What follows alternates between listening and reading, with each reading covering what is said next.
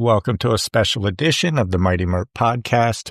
If you choose to support the Do It Like Dylan Scholarship Fund, please visit doitlikedylan.org. That's DYLAN.org. Do It Like Dylan. And you can register today for the first annual Do It Like Dylan 5K run and walk, which is Saturday, November 15th at Cooper River Park in Pennsauken. Registration also available at doitlikedylan.org.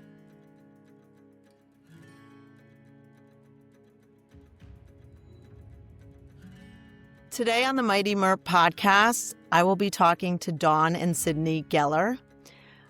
Before we start with the conversation and interview, I just want to share a little bit about Dawn and Sydney, but mostly Dawn. There are people that you have in your life that are lifelong friends that you don't even realize that it's going to happen when you meet them. But I was fortunate to meet Dawn about 21 years ago when our boys, my twins, and Dawn's son were in the same preschool class. And from the beginning, we had a lot in common. We were former athletes. Dawn was a real athlete. I was a pretend athlete, I would say. And our kids loved each other. And then we were pregnant at the same time. And my baby was born, Max. And Dawn had Dylan. And they were in preschool together and play dates before preschool. And they were really good friends and they loved each other. And our kids grew up and we were in different towns and they did different activities. And for some reason, Dawn and I still connected. And we weren't the friends that saw each other every day. We weren't friends that went out together, but we were always there for each other in the strangest ways. And I moved out of the area. And I didn't keep a lot of friends. But Dawn is one of the people that I maintained my friendship with. And she is somebody who would give you the shirt off your back without hesitation. And I will say that over the years, Dawn would call me. She would sometimes ask me for legal advice. And sometimes just had somebody that she was trying to help out that she thought maybe I could assist. But every time she called, the first thing I would say is, the phone would ring and I would say, "Did you get arrested?" And the reason for this is because Dawn has always been a strong advocate for her family and her children. And as much as she would give you the shirt off her back, or would feed your family if your family needed to be fed, or would give you anything that she had if you needed it. She also was a fierce advocate for her kids on the sports fields, in school, and sometimes she wasn't gentle about her advocacy. So I'm saying all of this because, again, I don't have a lot of friends that as our kids got older and our kids were no longer friends, that I maintained a friendship with. And the last thing I'm going to say before we jump into the interview is that when one of my kids was struggling, hospitalized, hurting themselves, I spent a summer at Dawn's house with Dawn and her kids, and in particular, Dylan and Chase, who were so embracing to my kid. And it was such a safe place for us. And it made all the difference that summer. And forever grateful. And again, our kids continued to grow. And again, maybe we only talked once a year, sometimes more, but always knew that I could text you. And I know you felt the same way, that you could text me and would always be responsive. So this is a hard interview because it's hard for me to talk about Dylan. And so I can only imagine for you two what you've experienced as a mom, as a sister. So, Dawn and Sydney, thank you for being here today. Thank you for your courage in sharing your story. And I'm just going to ask you if you can start by telling us about Dylan and about the foundation Do It Like Dylan. Dylan, as you alluded to, is my third child. He was the brightest light in our family. He embraced anyone who needed to be embraced, and that's why you and Max felt his love. Dylan and I, in therapy, we talk about, things that Dylan and I shared, and we shared a love of helping the underdog, whatever that meant. And Dylan's his kindness was something that I had never seen in a kid his age. I was just talking to somebody else the other day. We have family friends who we also met through school, the Dawsons. I was telling Debbie Adams, who you also know through preschool, that I was thinking about Nicholas the other day because Dylan was Nicholas's only friend. Nicholas was bullied.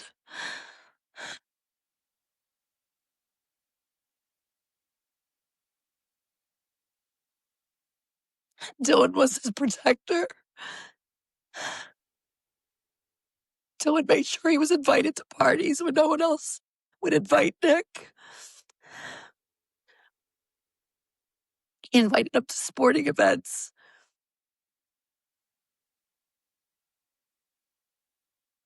Knowing that either the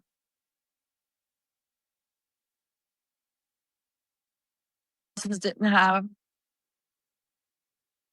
the money to get the ticket or just the invite from somebody. And Dylan was always there for Nick. And I thought about that, how people like Max and Nick, I mean, I lost a son and Sydney lost her brother, but this world has lost a hero. And he was always like that. He was Always. always the gentlest, sweetest person. And the only time that he became ferocious was on a field, which is kind of like me. And like you said, and sometimes, as we aged and I stopped playing competitive sports, my field became my family.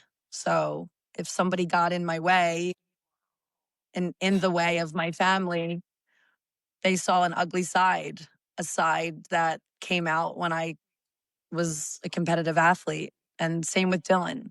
He was, he just loved competing in sports. And that's the only time that Dylan was aggressive, was when he was playing sports. He loved sports so much. And I tried talking him out of being a special education teacher, because I knew the struggle of being a former teacher, what that entails, especially in the beginning of your career. Every teacher that I know, including myself, we always worked multiple jobs to afford cars and apartments and trips and, the fancy things that we enjoy. And Dylan said, "No, Mom, that's what I want to do." And I said, "But you could become a physical therapist and you could help people. You could become an occupational therapist and help people. You could become a speech therapist. They make more money." He said, "No, Mom, I want to be a teacher. I want to be in a classroom and I want to help kids in the classroom." And so we had these dreams we talked a lot about what his world was going to look like when he was done rowing. He was going to move to the Jersey Shore because he loved that ocean, the ocean that ended up taking his life. He loved that ocean. He loved being in the ocean. And he wanted to teach down there in the Atlantic City area. Because he knew that he would get his loans forgiven for working in an urban area. Very practical. Very practical. And B, because when we would drive through Atlantic City, you know, he saw the poverty that engulfed that town. And he just said, Mom, this is where I want to be. Not only did he want to help the poor, he wanted to help the poor special needs kids. So, and he would have just, I always said that Dylan would have made such a difference. I burned out of teaching because I fought with, fists ablazing. Dylan would have fought the system, and he would have fought their disabilities. He would have fought it with kindness. And that's why I know Dylan would have been a special teacher. So I know it's probably tough to talk about, but can you share what happened during the summer with Dylan that sort of was the unfortunate impetus to the Do It Like Dylan Foundation that was created? On July 27th, Chase and Dylan had plans to go to Floatzilla, and they were going to ride our jet skis down to, I believe it was LBI area. And they got on the jet skis and took off around 10:30 a.m. on Sunday, July 27th. And pretty quickly, unbeknownst to Chase, Dylan suffered a seizure. When Chase turned around to see if Dylan was right behind him and saw that he wasn't there, Chase had an initial gut feeling that something was wrong. Because although Dylan was a jokester, he knew, we had always told Dylan never to joke around with anything with epilepsy because, that's just not, it's dangerous to do that. So Chase had that feeling that something was wrong. So Chase turned around to try to find him and was unable to find him. And so he searched up and down, went back to the route, and that's when he saw the jet ski and Dylan face down in the water. And as a nurse, I know I wasn't there, but I can visualize the chaos of finding somebody not breathing, as I had done that for my mom in 1985. I found my mom unresponsive. So I know the chaos that Chase endured, and I know the chaos that surrounded him for what probably seemed like an eternity, trying to do chest compressions and scream for help while you're on the water. Mm-hmm.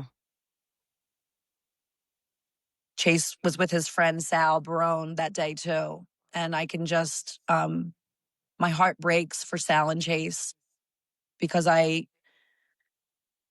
night, when you try to close your eyes and go to sleep, you can't help but see what they saw. And that image is just, it's torturing to think about what Chase and Sal experienced that day as 19-year-old kids. And just because some people listening might not know, but Chase is Dylan's younger brother, and they were extremely close. So it's believed or known that Dylan had an epileptic seizure. Yes. And he was wearing a life jacket, correct? Yes. I'll caveat two things too, that he had epilepsy. So just for listeners too, this wasn't uncommon that he had a seizure, but it's uncommon of when and how it happened. He had epilepsy. He was diagnosed when he was 12. And it took a really long time for my parents and him and their team of doctors to figure out the right concoction of medicine that works, because sometimes it doesn't work and a seizure would come through, or sometimes certain medication affected his personality. And that was honestly the only time, other than on a sports field, that I ever saw him angry, is when the medication made him so mean. So we switched it up and he got back to himself. But he hadn't had a seizure in 4 years when it happened. And, certain life events are different if you have epilepsy. He got his driver's license later. He was playing sports but could only do certain positions because he couldn't be hit so hard in football, for instance. So we always took precautions too with him to try to keep him as safe as possible. Being on a jet ski, again, it wasn't uncommon that he was on a jet ski. My family jet skied all the time. They took their you have to get a license when you own or rent a jet ski. They had done that, and he was wearing a life jacket. The issue with the life jacket that we didn't know about is that there are 5 different levels of life jackets. We had no idea. And again, to my parents too, who are both in medicine and did the right steps of getting their license for my brothers, it was never outlined that there are 5 different life jackets. He was wearing a level 3, which is what most people wear. It's the one that comes around you. They're all cute colors, whatever, but they're not actually safe. They're safe to keep you buoyant, but they're not safe to keep you upright. That's the issue, or this is also what we're fighting for now and why we've created Do It Like Dylan. There's a few things we want to do with the foundation, but a lot of it is around safety and epilepsy safety awareness so that this doesn't happen, because if he was in a level 1, it keeps you buoyant, upright. So it would have given him a fighting chance while Chase was trying to find him, where this simply kept him buoyant. So how did you as a family find the strength to channel your grief into creating something so positive as a foundation? And just to add to it, I think you guys started it almost immediately, Yeah, which is... so Chase did actually of grief. I think she's either grief and trauma counselor or something in that realm. She came over immediately. I mean, we're all devastated still today. And especially, it's just shocking. You don't expect someone who's 20 for something to happen like this. So we were shocked, to say the least. And someone came over and was talking to Chase and inspired him to start this, that a bright light like Dylan cannot go out, and that we need to do something in his honor, and he would want us to. So Chase started it. He created the name Do It Like Dylan, and it's really, over the last few months since Dylan's passing, has taken on a great name. And I think Dylan, 20-year-old? I mean, everyone thinks their siblings are amazing and that their kid is amazing, but Dylan really was special. And how amazing that we can build a foundation and genuinely know that he was one of the kindest soul. He had so much integrity in him, and that we can build something and try to continue on in his legacy of kindness and advocacy for the underdog. So Chase started it, and while he's in school, we're kind of picking it up and running with it. No pun intended for the run walk. So we're going to talk about that in a minute, but why don't you share some of the goals of the Do It Like Dylan Foundation? Mm-hmm. I'm sure some of it is to make sure that Dylan and, as you said, his light and kindness continue. But I know that the foundation has some very specific goals. Yes. If you can share those goals. Of course. So there's 3 areas we're going to focus on for the Do It Like Dylan Foundation. 1 is scholarships for students pursuing degrees in special education, just like Dylan was. We know how special that community is, and we want to ensure that if funding is a hurdle for people, that it is not, and we can help in some small instance, and that we don't get to watch Dylan become that teacher, but we can watch other people become teachers in his honor. That's 1 area. 2 is around epilepsy and the safety awareness around that. So we're lobbying for a law in Dylan's namesake called the Dylan's Law, where there needs to be an educational component around life jackets and water sports. And we are creating it because of Dylan's epilepsy, but truly it's anyone with a pre-existing condition. If you have a heart condition or any other medical condition, you should know that there are different options And you can make the decision for yourself. We're not trying to make it mandatory for everyone to wear a level 1, but you should know it. And we would have chosen differently. And I would hope other families choose the same if their family member or themselves have a pre-existing condition. And then the third is generally around epilepsy research and ultimately trying to find a cure or making it to a point where kids and young folks with epilepsy can continue to live on in a quote unquote normal life, but doing it safely. So if there's now wearable devices and other medicines that are being researched, we want to help support that. Those are the 3 components. So the foundation was started pretty quickly. Do you want to talk about the money that's already been raised and sort of how it launched? Well, Chase texted us in a family group chat, and we still have Dylan's name in our family group chat. We still have not turned off Dylan's phone.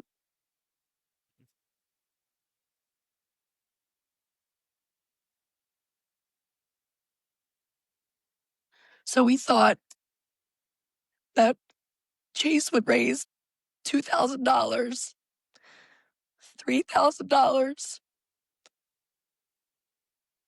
We would create a couple scholarships. And like Sydney said, keep Dylan's name. Being talked about. And Chase texted the family group chat within hours of the foundation starting, GoFundMe. And he said, Mom, it's up to 5,000. And then hours later, 10,000. And then it was 15 and 20 and 25 and 30. And this was all happening within the first 24 hours. And we knew how special Dylan was, but we were just so touched by the volume of donations that were coming in by the droves. I mean, we couldn't even thank people that as quickly as they were coming in. We had friends manning my phone and trying to and we just could not believe. And then when we woke up, it had reached $50,000 in less than 24 hours. Mm-hmm. I think today I just deposited a check. We get checks weekly that still come in. And I think I saw, Sydney, you can correct me, I think it's up to $92,000. The account, the foundation. And I was talking to somebody today, one of Austin's former teachers at Eastern. Her son played in the World Series and was from Eastern, but she shared a special relationship with Austin, and she also tragically lost one of her sons. So we, share a lot.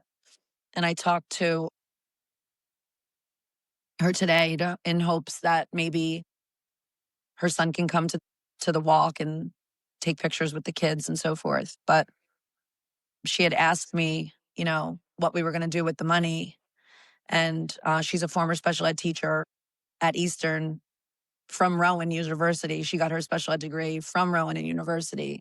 So she asked me, we can't wait we're not sure how that's going to look yet because we've never created scholarships before, but we have been talking to Mr. Lee, the principal at Eastern High School, and to Dean Kevin Coet at Rowan University. As soon as this walk is over, that's going to be our next project, is to now how to turn these into actual scholarships so that we could start our hopes so that we can actually award kids this coming May and June the first scholarships. And we can't wait to share with the community, the names of people that are going to carry on basically the torch that Dylan was unable to do. And, I had a crazy dream a couple days ago. It was known that Dylan would dress up as Spider-Man.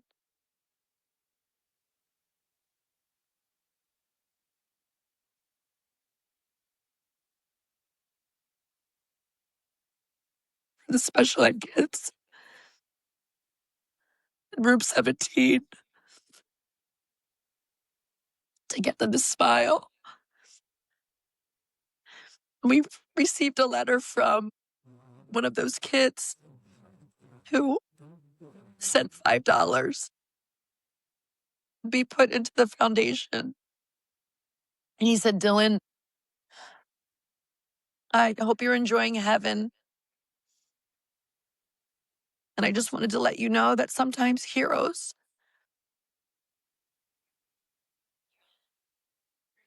you're now wearing wings instead of your cape. And so I tell you that story because I think that Dylan's reason for being born and only living for 20 years, I have to believe that it's for this mission of Do It Like Dylan, to change laws, to change and save hundreds and thousands of kids, people, whatever that may be, on the ocean and on lakes and rivers. And I had this dream. I saw Dylan, and he's only come to me twice in the dreams since we lost him 98 days ago.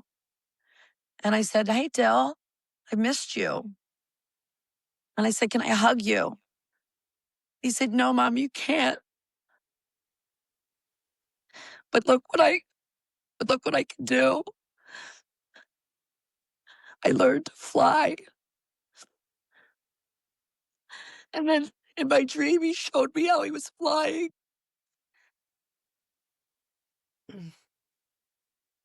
Like I did for so many years.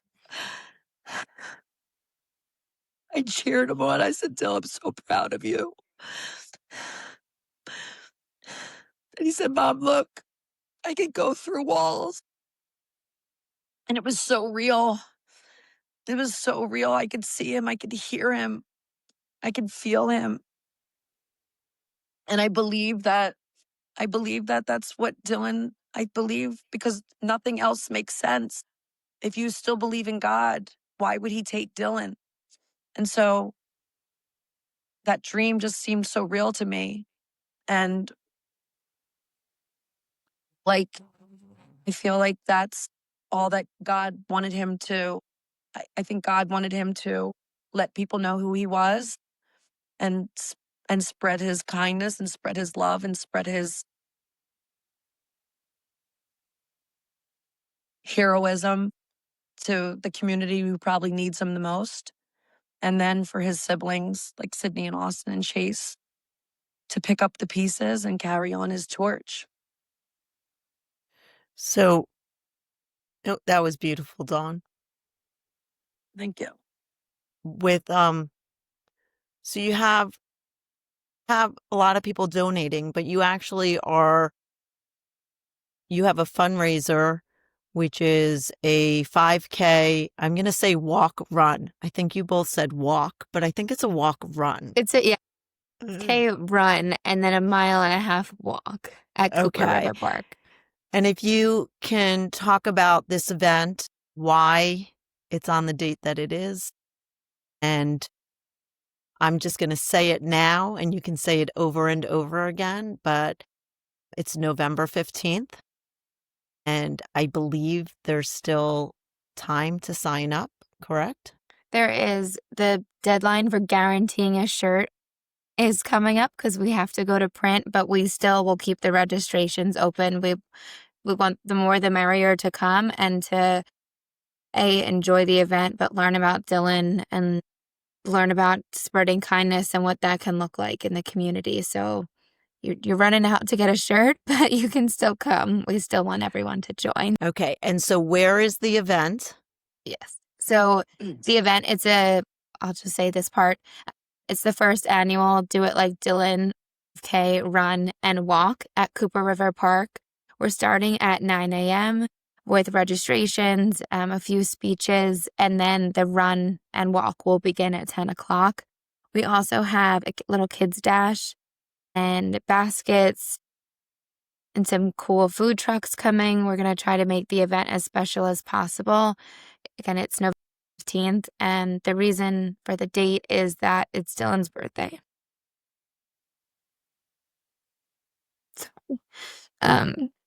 It would.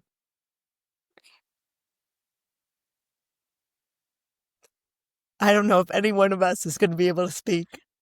I know. I'm trying. So it would have been Dylan's 20th birthday. Yeah.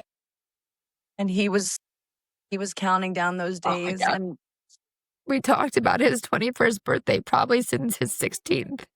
He was so excited. I know every young kid is. I guess if you want to drink, I'll say he wanted to go out with us and have a cocktail one time so badly. Well, the Geller family is a fun family to be hanging out with and drinking with, no doubt. No, it's just obviously it's fresh, but it's still shocking that that's not how we're spending the day with him. But I think given the circumstances, we can't imagine another way to spend the day. Just continuing to try to honor his legacy and build his legacy and spread kindness and enjoy the day with the community as much as we can try to. So we're not looking forward to it, but we're looking forward to it at the same time. Right. And it's the 5K is, of course, we hand measured it out because we know that in the running community, as you were, you would not be happy if you showed up to a 5K that wasn't a legit 5K. So it is 3.1 miles to the penny. And we measured that out. Who's Planned this it out. we? I had to run it. You did not Okay, measure. well, Sid ran it. Sid ran it. The we is that I got Mr. Frazier, my gym teacher from elementary school, to bring his famous wheel that he used to map out our 600-yard dash in gym class back in the 80s. So that's all that.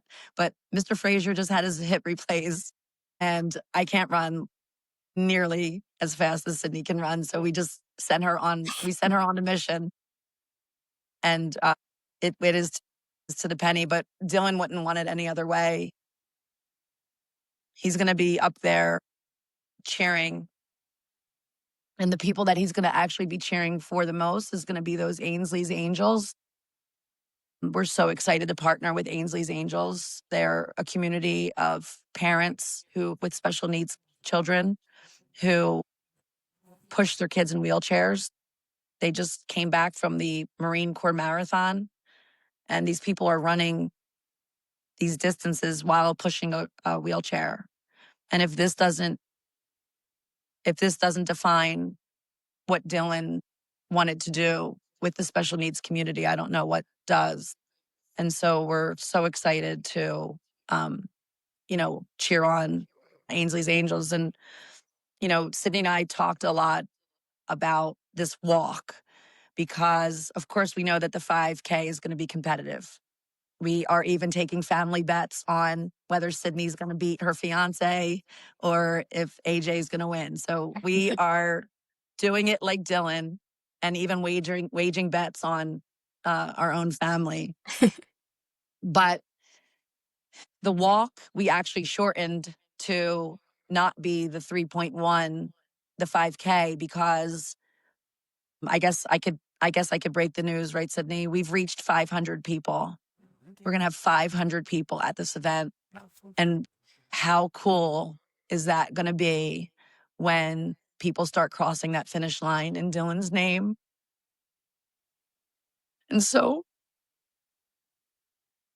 if you ever watch Dylan play sports, he cheered louder than anybody, even if it was for a kid who was taking his position. He cheered in the sport of competition. And so we decided to shorten the walk because the people who are walking, of course, are going to walk in Dylan's memory.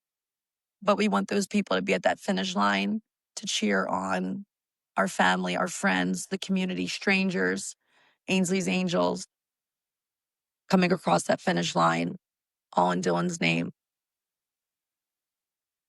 So we will have the links set up for anyone who wants to register. I'm not going to have you say it because I think it becomes more confusing. I mean, you can if you want, but I think it just If you're listening to the podcast, you'll be able to get the links on the Mighty MERP podcast and register if you're still interested. So I would say, what's the message of hope that you want the people to take from the Do It Like Dylan Foundation? I mean, I think the 3 words, and it honestly, when I was originally making the website months ago, and will continue on, the 3 words I can think of that are Dylan, other than sunshine, I keep calling him like he is or was, like I'll never get used to saying past tense, but was sunshine. So that's one piece, but it's really, he was kind. He was kindness through and through. He was inclusive and he made an impact.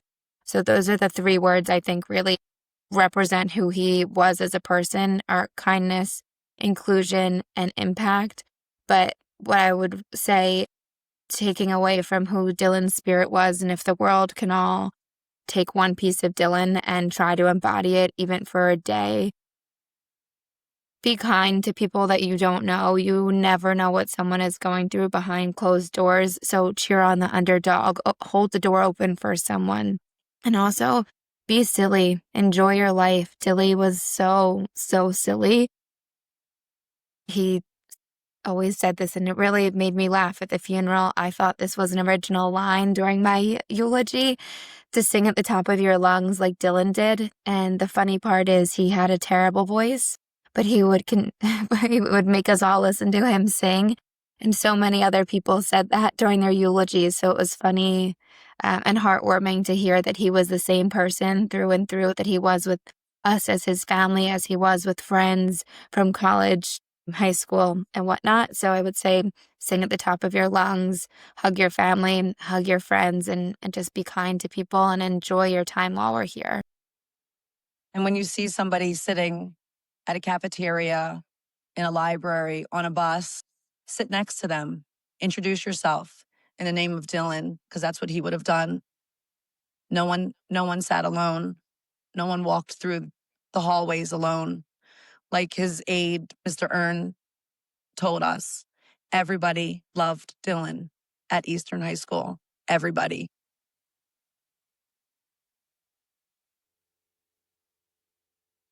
Dawn, Sydney, thank you so much for turning this unimaginable tragedy and loss into a force of good. I know Dylan's cheering you guys on, and I know he's not surprised. I was going to say, if there's one thing that anyone who knows anyone in our family, we are doers and we cannot sit still. So 1, we did it in Dylan's honor, and 2, we can't let this be the last of him. So we have to do something about it. And he's too special of a person to not continue on. And we are just doers. So this is our way of trying to continue on in Dylan's legacy. So thank you. All right, I know Tom's coming back on, but I know, Dawn, you wanted to possibly talk about how you've been doing moving forward with counseling as a mom who has experienced loss. And I'm going to just ask if you could sort of share the evolution of sort of hearing the news in July and sort of what, I don't know how to say it, but I would say, why don't you sort of share what you wanted to share regarding grief and losing Dylan, losing a child, that, the words are trite. It's unimaginable. It's heartbreaking. When I got the call, I was in a car, and I think back to that moment, and your brain goes into shock, into protection. And the evolution is, I never knew the human body could produce so many tears. And you go through this, your body goes through this shock where you don't you know that he's gone because you don't see him anymore, but something protects you, your brain, into, I can't explain it. You're almost like you're not yourself. You're like watching a TV show is the best I can explain it. Cause I remember just sitting on my couch. I slept on my couch for the first 2 weeks, and I had friends coming over and brushing my teeth and picking me up and carrying me into the shower. I was literally frozen in shock and forcing me to drink protein shakes because I couldn't eat. And then you move, then the funeral happens, and we hugged Dylan for the last time. And you could appreciate when Harry Platt said, well, traditionally in the Jewish religion, and he clearly didn't really know us because we don't do anything traditional. And I wanted people to be able to say goodbye to Dylan. And I know in the Jewish religion, we don't really do that, but I think that it helps with closure. And so I wanted people, we left the casket open, which is not traditional in our religion, because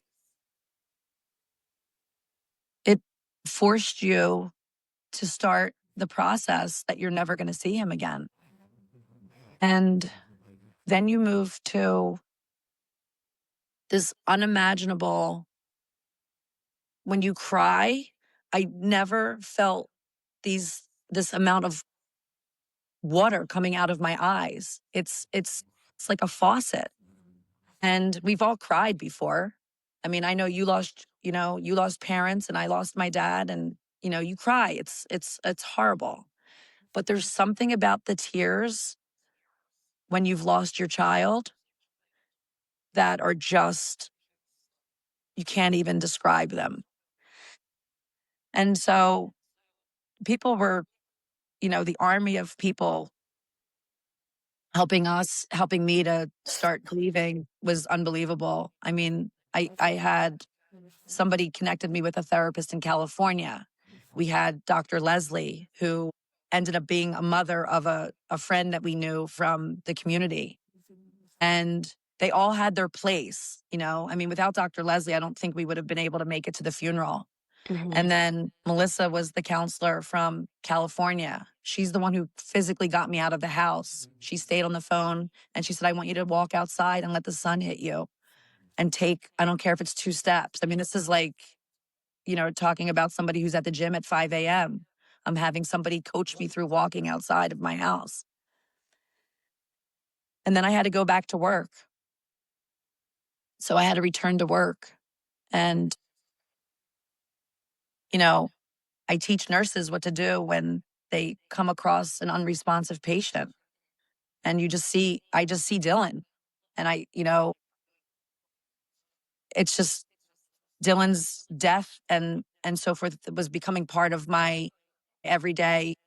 That I was grieving as a mom. I was thinking about death or teaching about death at work.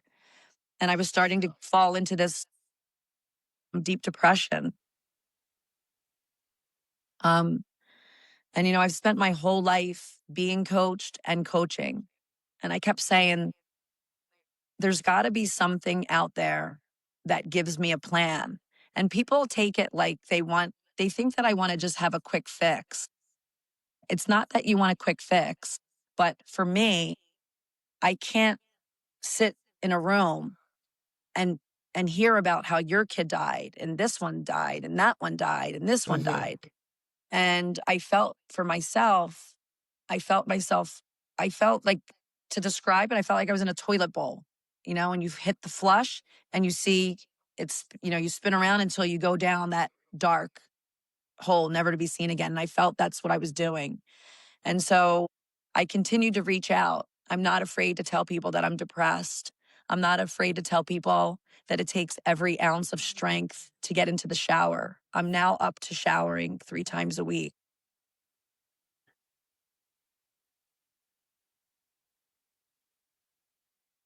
I'm not afraid to ask for help. I'm not afraid to tell people that I don't want to live anymore, that I want to go see Dylan.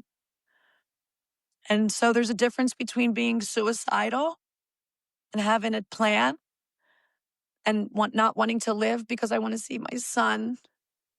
And if heaven is real, and that's where I want to be.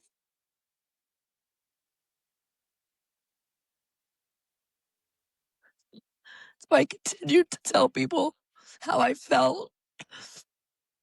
You know, mental health in our society is stigmatized. That we're crazy, that people are crazy. I think our society, I think people aren't comfortable with grief, Dawn, when it's palpable. I think that's what it is. So I called Melissa out in California. She's in California. And she stayed by my side from the beginning. And I said, Melissa, I need help. I don't want to live anymore. I know people tell me I have Sydney, who's become one of my best friends. It's been just such a magical relationship. Become. What? I'm just kidding. I said become. We were. Keep going. Well, you started off as like a child that I used to have to like force to go to bed and forced to do homework. I think when she said become, I think she meant in the 20 plus years that. I know. Sorry, I had to add that in. I'll be quiet again. And, you know, you have Sydney, and Sydney just got engaged. And and of course, I'm happy for Sydney. You know, you've known Sydney since she's 4. She's just the greatest. You're still a kid because you are younger than us. But people say, like, you know, like, aren't you happy for Sydney? And I said, yes. But when I watch Sydney dance with Jeff and I watch AJ dance, how am I not going to think about Dylan? I'm never going to have that mother-daughter dance, mother-son dance with Dylan.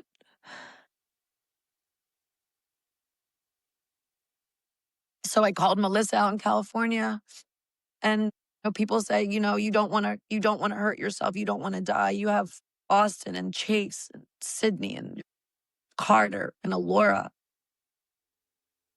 And Can I just say you're a grandma? I am a grandma.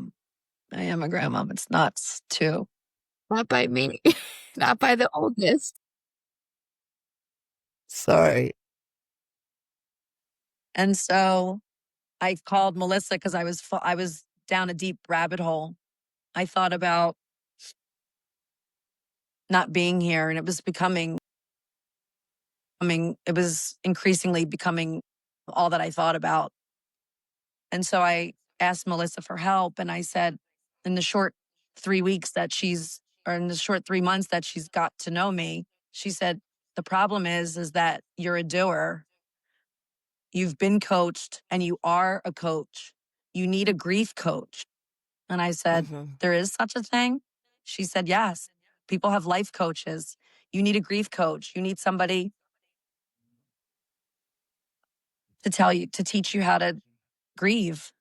And so she did some research for me, because one of the things that I found that worked for me was I have a friend named Lisa. Lisa was an All-American athlete we're old. We called it Trenton State, the College of New Jersey. But Lisa was an All-American athlete there. And she continues to coach. She coached Sydney when Sydney was in high school, made her into the best runner that I think, right? I mean, Sydney was an animal training with Lisa. But Lisa called me one day and I, asked me, of course, the proverbial, how are you? And I said, I'm horrible. I think I'm suicidal. I don't want to live. And she said, meet me at the track. And I said, what do you mean? She goes, we're going to go run. And so Lisa pretty much held my hand and almost drugged me around the track 4 times. And, a light sparked in me, because that's what my brain is used to. My brain is used to physical activity. And so when I talked to Melissa, I said, I felt whole again. So she said, you need a grief coach. So she researched and found this guy, Lenny. Lenny's out in Idaho. And I meet with Lenny once a week. And Lenny, uh, Lenny's amazing because Lenny was driving in Idaho with his, not Idaho, he moved to Idaho. Lenny was living in Washington State and he did not see a stop sign. And he was with his 2 young boys and a car T-boned them. And he lost both boys in an instant. And so Lenny was where I was. Lenny was suicidal. He didn't know where to go, didn't know where to turn. He lost his marriage. And he started coaching, he started talking to people, and that's where this grief coach came from. And so we don't swirl around about my past, my childhood, and why I'm OCD and why I like things in order. He doesn't try to Well, you fix like my things in past. order because there's a right way to do things. Exactly. It's not that I'm OCD. It's just put the friggin' thing back to where it belongs. So it's one of my favorite memes. And so Lenny and I, last week, I had to take a piece of art paper and I had to write Dylan's name down on the side. So real big, I wrote DYLAN. And so Lenny said, I need 3 words, 3 D words that remind you of Dylan, 3 Y words, 3 L words, 3 A words. I had never done this in counseling before. We didn't talk about Dylan, you know? And so I put dancing, like Sydney said, he was the life of every party. But, so we do these exercises. And so what Lenny's trying to get me to do is he's trying to get me to have good grief. He calls it good grief. And so we talk about Dylan. We talk about the feelings that we have. And I also liked it because Lenny had a 12-week program. So to me, it's like again, my brain thinks like this. And that's why I kept saying, like, I don't understand how, like, I need a beginning and a middle and an end to what this is. It's not that I will never stop crying over Dylan. Like when people ask me, is there anything I can do for you? If you can't bring back Dylan, there's nothing you can do for me. So I'm working with Lenny as a grief coach, and this week, actually, we're going to build a good grief box. And so my girlfriend, Jen Kaplan Crozer, built the box for me. And so Lenny's going to be on Zoom but we're going to go into Dylan's room together. We're going to put things in that box that remind me of Dylan and that I could pull out and laugh or cry about. And that's what I wanted to talk to you about, is that we don't talk about the grief process. It's horrific. It's horrific. And I really believe that without this grief coach, I don't know if I would be here today on this podcast talking to you, because that's how it takes your ability to be away. Mm-hmm. And I just wanted to, let your listeners know, and it doesn't have to be a loss of a child. It could be a divorce. It could be a death of a parent. It could be a loss of a job, wherever that grief is coming from, to consider a grief coach. And because I think there's power in what they do, they teach us how to turn our grief into good grief. And so that's what I'm working with Lenny on. Thank you. Thank you for Yep. sharing. So I'm going to tell you while you were talking and you mentioned me losing my parents, I don't know why I forgot this, but you took was care your of my dad when he had Parkinson's and was bedridden, but you took care of him before he was bedridden. And I know this is the strangest thing to say, but it still makes me laugh that I think you ended up in a shower with him trying to get him clean. I took multiple showers with Sam. Multiple showers with Sam. Yes. I think and it I was the told him, highlight of his day. Every time it occurred, he was like, he hardly could talk, but he was happy. it's funny that I was your dad's nurse at a very vulnerable time for your dad. And, that shows how much we have a deep love and respect for who we are as people. And I know that you guys were not putting him into a nursing home, and you would have done anything in your power, including trusting your dad with me. And I don't always follow rules of, textbook rules, but your dad needed a shower. And the only way that I could get him in the shower is if I was in there with him to get him clean. But I had a great time with your dad. Your dad was a huge sports fan too. And your dad and I enjoyed watching Villanova win their national championship. 16, we watched that together. I always have that special memory with your dad. And he was a neat guy, and he loved talking about your days as an athlete. It's one of the greatest jobs as a nurse is when you get people when they're so vulnerable. And, you guys, the family has to work, you know what I mean? Like the family has to work to afford keeping him home kind of thing, And so people like myself get them at just, I loved your dad. I loved taking care of your dad. He was a great guy. And I was Thank you. Sam, listen, I have a couple rules. After you're showered, you got to get manscaped. We got to get your eyebrows clipped, your nose hair clipped, and your ear hair clipped. And he was like, Dawn, God damn it. He's like, leave me alone. I was like, no, you got to look good. And so, I have a lot of special memories with your dad. Well, Spent a lot of thank time you. with your dad. I don't even know why as you were talking, it just like all of a sudden, all those memories came back to me. I know. So crazy because it was 2016, right?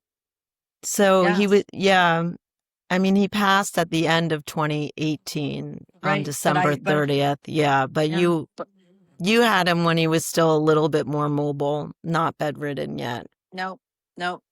So, grief is grief is, it's just always something that's going to be there. And it's so funny too, because I have so many intelligent friends, and I mean, you definitely rank up there with, somebody on my speed dial when I need advice, for sure, especially legal advice. Listen, somebody like yourself, I have a lot of friends who are intelligent. There's got to be a word for us. It just boggles my mind that we're not orphans and we're not widows. How could we not even I'm not the first parent to lose a kid. How can we not find a word to describe what we are? That is that's unbelievable to me. You know why there's not a word? Because people don't want to acknowledge it. It's like the worst. It's every parent's worst nightmare. And if there's no word, then it doesn't get discussed. And it won't happen. And it won't, I have thought about that because, but it bothers me. And what is that called when you love words? What's that person? I forget somebody who loves words. But you don't I don't know. that much if you can't think of the word. Not a linguist. Is it a linguist? No, that's someone who loves language, Yeah, right? no. I'll leave it just up. gonna Google Melissa's, it. Yeah, because I'm Melissa's just definitely gonna. says.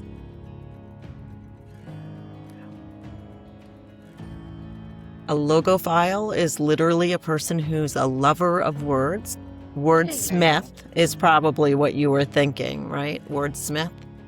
Probably. Lexiphile. Yeah. So, all right. You have given me over an hour of your time. I really appreciate you sharing your story and, more importantly, sharing Dylan's story. I hope that the foundation and all the goals that you have, you accomplish it. And I look forward to seeing you at the 5K and helping to support the Do It Like Dylan Foundation. Thank you. We Thank appreciate you, Melissa. We appreciate you. Thank you. Love you. One of the best ways to support Melissa and the Mighty MERP podcast is to go to our YouTube page, find the subscribe button, open the menu, and click the bell icon so you actually get alerts when we post new episodes or shorts.